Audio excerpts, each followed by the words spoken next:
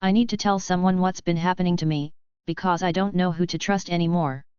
My name is Claire Hendricks, I'm 34 years old, and I live in Seattle, Washington. Until 3 days ago, I thought I was making real progress in therapy. Now I don't know what's real and what isn't. I started seeing Dr. Rebecca Marsh 2 years ago for anxiety and depression. Nothing dramatic, just the usual millennial burnout, relationship issues, and the general existential dread of living in 2023. My primary care doctor recommended her, said she was excellent, very experienced. I looked her up online, found her practice website, read her credentials.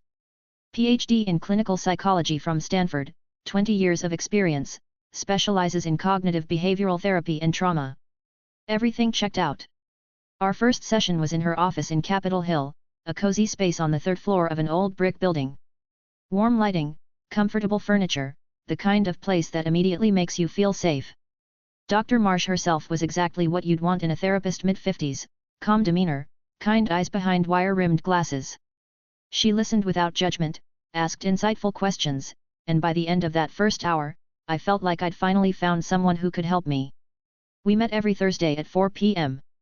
For 2 years, like clockwork. She helped me work through my anxiety, taught me coping mechanisms, guided me through a difficult breakup. I trusted her completely. She knew everything about me, my fears, my trauma, my secrets. Things I'd never told anyone else. Last Monday, I was at a coffee shop near her office, waiting for my appointment time. I was early, so I was scrolling through my phone when I overheard 2 women talking at the next table. "Did you hear they're finally tearing down that old building on Pine Street?" one of them said. "About time," the other replied. "It's been vacant since that therapist died there." "What was her name?" "Dr. Marsh." My blood went cold. I turned to them. "Excuse me, I'm sorry to interrupt, but did you say Dr. Marsh?" They looked at me, surprised. "Yeah, Rebecca Marsh. She was a therapist who had an office in that building.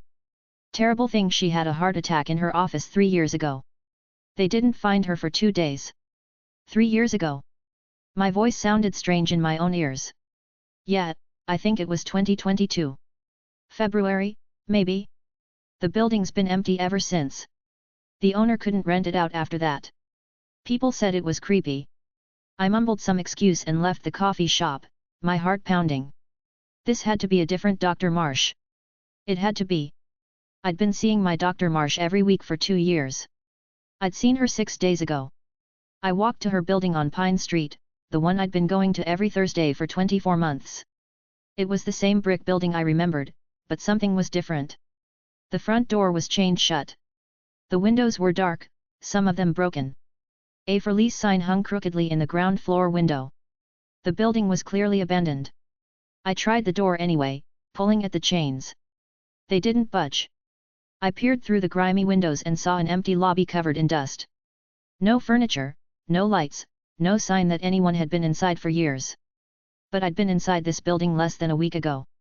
I'd walked up the stairs to the 3rd floor, sat in Dr. Marsh's office, talked to her for an hour.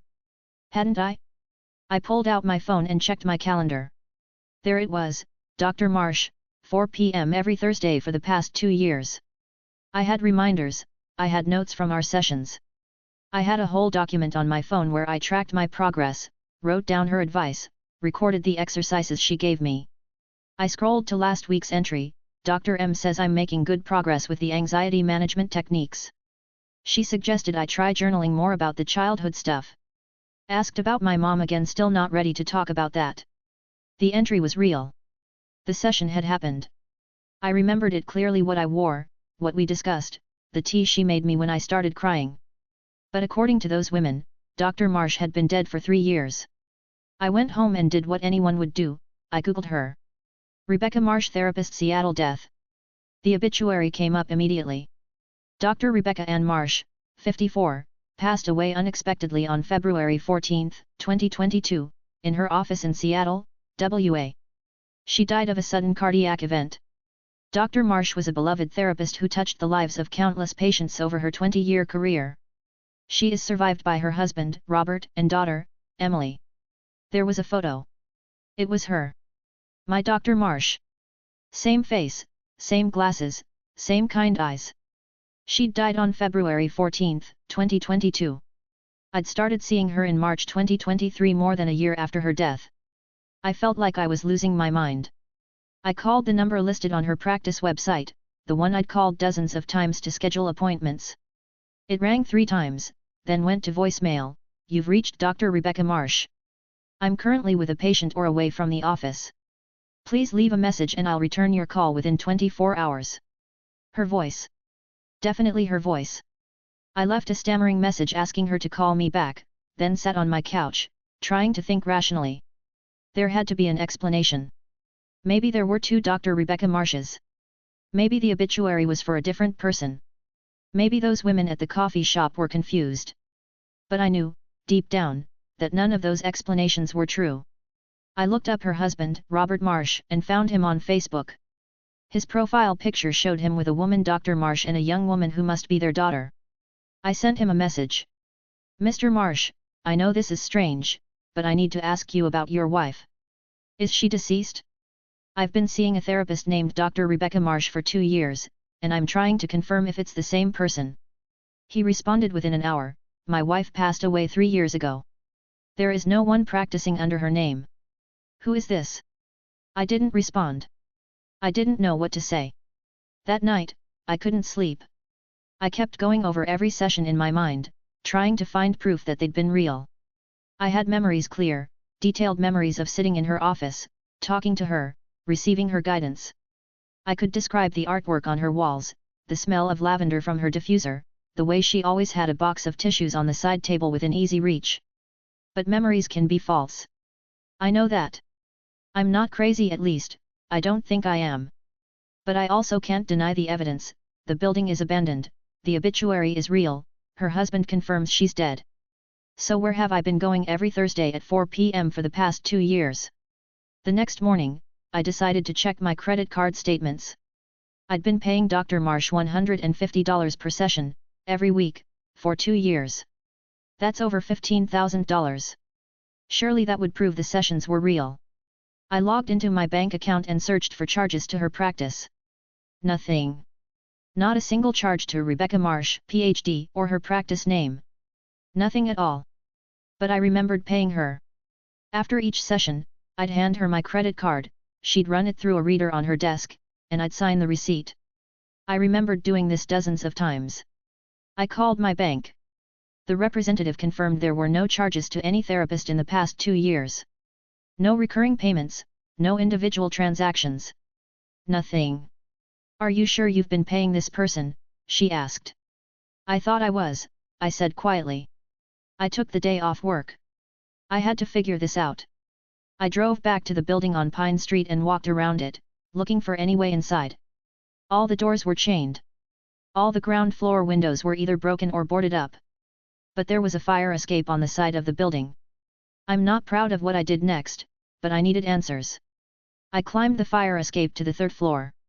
The window to what should have been Dr. Marsh's office was broken, the glass long gone. I climbed through. The office was empty. Completely empty. Not just no furniture, the walls were stripped, the carpeting torn up, even the light fixtures were gone. It was a gutted shell of a room. Graffiti covered the walls. The floor was littered with debris and pigeon droppings. This space hadn't been occupied in years. But I'd been here 6 days ago.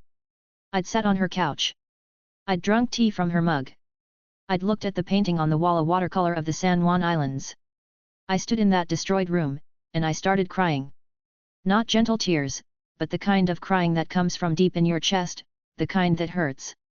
Because I didn't know what was real anymore. I pulled out my phone and looked at my notes from our sessions. Page after page of insights, advice, exercises. Dr. Marsh's words, her wisdom, her guidance. It had all helped me so much. I was better than I'd been 2 years ago, less anxious, more confident, healthier. But if she was dead, if this building was abandoned, if I'd never actually been seeing her, where had all this help come from? I left the building and drove home in a daze. When I got to my apartment, I noticed something I'd never paid attention to before. On my bookshelf was a book, The Dr. Marsh Method, A Guide to Cognitive Behavioral Therapy. I pulled it out. It was written by Dr. Rebecca Marsh, published in 2019. I'd never bought this book. I didn't remember having it. But there it was, and as I flipped through it, I realized something horrifying. The advice in this book was identical to the advice Dr. Marsh had given me in our sessions. Word for word, sometimes. The exercises were the same. The techniques were the same. Had I been, reading this book? And imagining the sessions? No. That was impossible. I had clear memories of being in her office, of talking to her, of her responding to my specific situations and problems. The book was generic, our sessions had been personal, tailored to my life. I kept flipping through the book and found something tucked between the pages, a business card for Dr. Rebecca Marsh, with her office address and phone number. On the back, in handwriting I didn't recognize, was a note, for Claire, when she's ready. Mom. My mother died 5 years ago from cancer. Near the end, when she knew she was dying, she'd prepared things for me, letters, gifts, advice she wanted me to have. She'd given them to my aunt to distribute over the years, knowing I'd need guidance after she was gone. I called my aunt. Did Mom leave me a book? A therapy book by someone named Dr. Marsh. Oh, yes, my aunt said. She left several things. The book was one of them. She said you'd need it someday, that you should read it when you felt lost. She really believed in Dr. Marsh's approach. She'd seen Dr. Marsh herself years ago, said she was the best therapist she'd ever had. She was heartbroken when she heard Dr. Marsh passed away. She died just a year before your mother did, I think. When did you give me the book? 2 years ago, right around February or March. You were having a hard time, remember? Your breakup, your job stress? Your mother wanted you to have it then. I hung up and sat with this information. 2 years ago, right when I would have started seeing Dr. Marsh, my aunt gave me this book. A book written by the real Dr. Marsh. A book my mother had wanted me to have.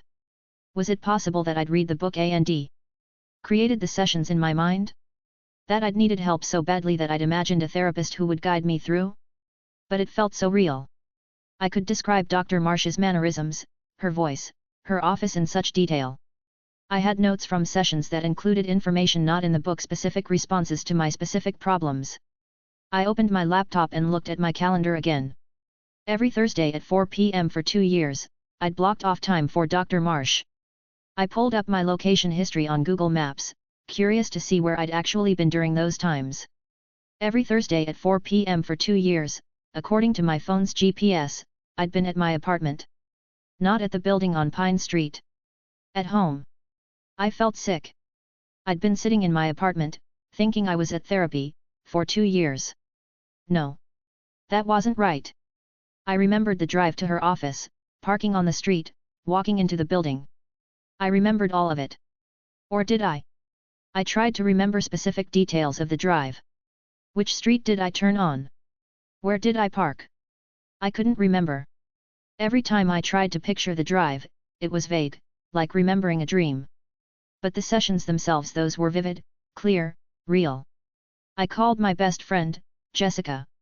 Jess, when I go to therapy on Thursdays, do I ever mention it?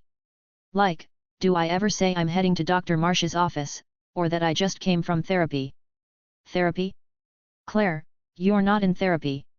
My stomach dropped. What do you mean? You told me 2 years ago you wanted to start therapy, but you never found anyone. You said you were working on things yourself, reading self-help books. You've never mentioned actually seeing a therapist. But I've been going every Thursday. Honey, we had lunch last Thursday. At 3 p.m.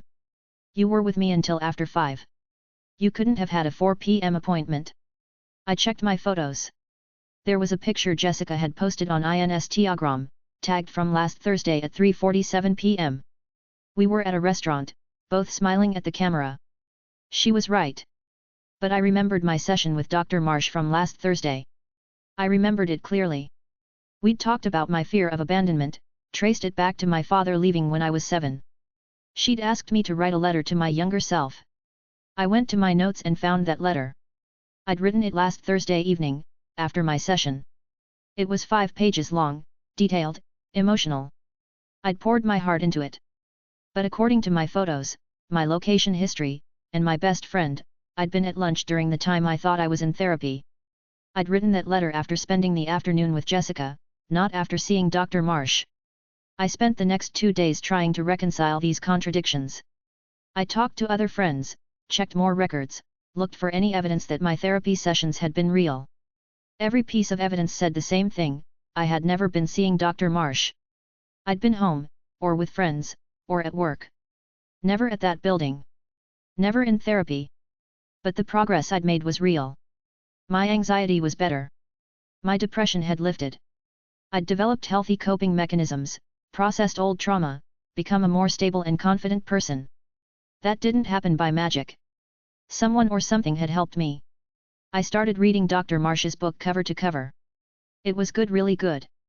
The kind of book that made you feel like the author was speaking directly to you, understanding your specific struggles even though she'd never met you. There were exercises throughout, reflective questions, prompts for journaling. The book was published in 2019, 3 years before Dr. Marsh died. In the acknowledgements, she thanked her patients for trusting her with their stories, and she wrote, "To those who are struggling, you have within you everything you need to heal. Sometimes you just need someone to walk beside you while you find it. This book is me walking beside you." I started crying again, because I understood what had happened. I'd needed a therapist. I'd needed someone to walk beside me through my healing.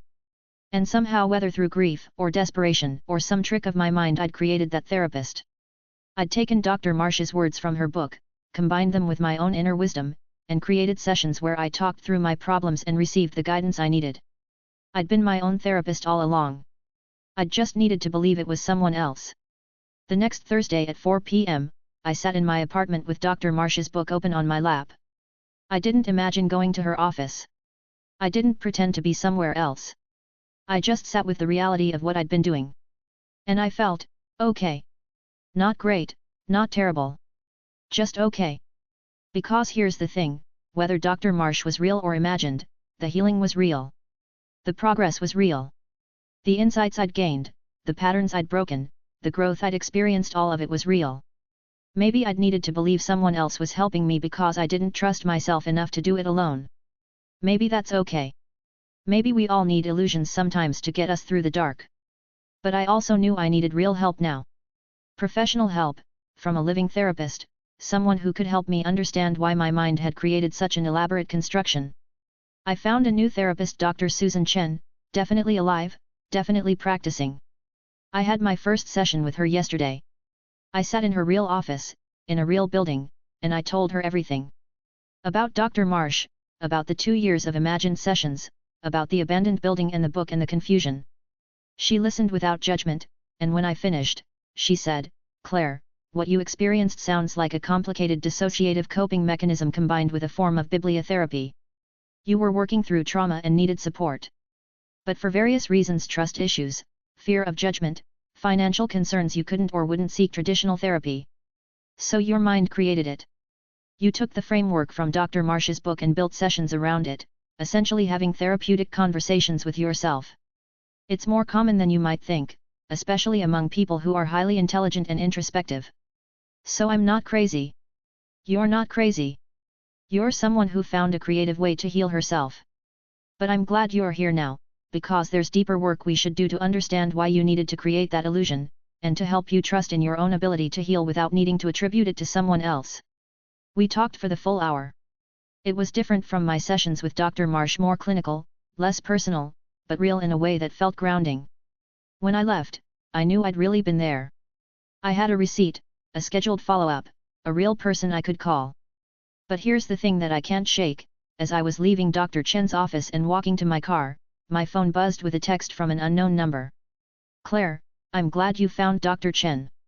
She'll help you with what you need to work on next. You're ready for this. I'm proud of how far you've come. Dr. M." I stared at that text for a full minute. Then I checked the number. It wasn't in my contacts. I tried calling it back. The number was disconnected. I could have imagined receiving that text. I could have sent it to myself in some dissociative state. I could create 100 rational explanations for it. But I choose to believe that somewhere, somehow, Dr. Rebecca Marsh knew I needed her, and she showed up. Maybe in my mind, maybe in some other way I don't understand. Maybe the boundaries between reality and imagination are more porous than we think. Maybe love and guidance can transcend death if we need them badly enough. I still have Dr. Marsh's book. I still read it sometimes. And sometimes, late at night, I imagine her sitting across from me, smiling, telling me I'm doing well. That I have everything I need within me. Maybe she's a ghost. Maybe she's a hallucination. Maybe she's just the voice of my own wisdom, dressed up in someone else's form because I wasn't ready to trust it as my own. But the help was real. The healing was real. And maybe that's all that matters. I have my next appointment with Dr. Chen next week. A real appointment, with a living person, in a real office. I'm looking forward to it. But I'd be lying if I said I didn't miss Dr. Marsh. Even if she was never really there.